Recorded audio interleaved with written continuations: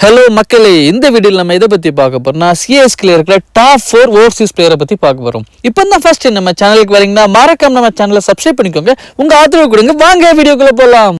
நண்பர்களே, நம்ம வீடியோவில் முதல் இருக்கிறது யாருன்னா டெவால்ட் பிரீவிஸ். பிரீவிஸை பற்றி சொல்லணும்னு அவசியமே கிடையாது. போன வருஷம் ஒரு இன்ஜுரி ரீப்ளேஸ்மெண்ட்டாக வந்தவர் தான் டெவால்ட் பிரீவிஸ். அவர் ஆடின கொஞ்சம் மேட்ச்ல அதிக ரன் அடித்தவர் தான் டெவால்ட் பிரீவிஸ். நம்ம டீமில் எல்லாரும் சொல்லுவாங்க போன வருஷம் டீமில் ஃபயர் பவர் கிடையாதுன்னு. ஆனால் டெவால்ட் பிரீவிஸ் வந்த பிறகு எல்லாருமே சொல்கிறாங்க பவர் பவரில் சூப்பராக இருக்கிறவர் தான் டெவால்ட் பிரீவிஸ்.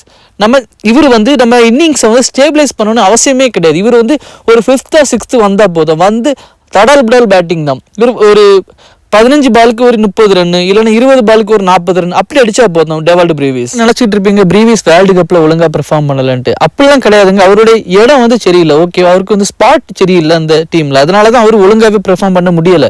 ஆனாலும் இவரு ரொம்ப பேடாகவும் பெர்ஃபார்ம் பண்ணல. பிரீவிஸை கண்டிப்பா நம்பி இறக்கலாம்.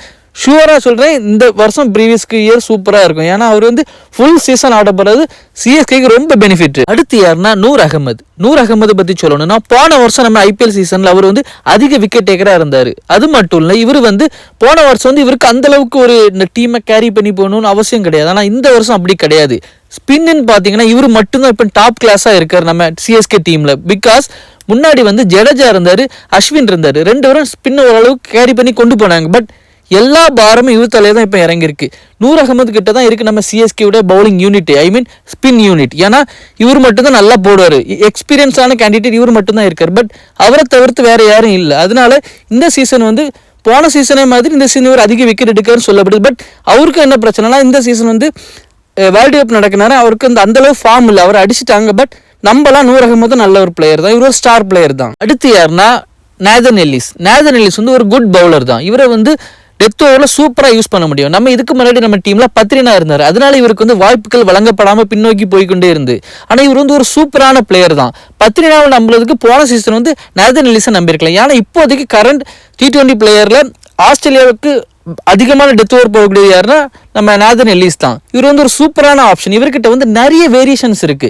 சூப்பரான வேரியன்ஸ் லைலண்ட் லென்த்ல சூப்பரா போட முடியும். அவ்வளவுக்கு நல்ல பிளேயர் தான் நேதன் எல்லிஸ். இவர் ஒரு ஆஸ்திரேலியன் பிளட்.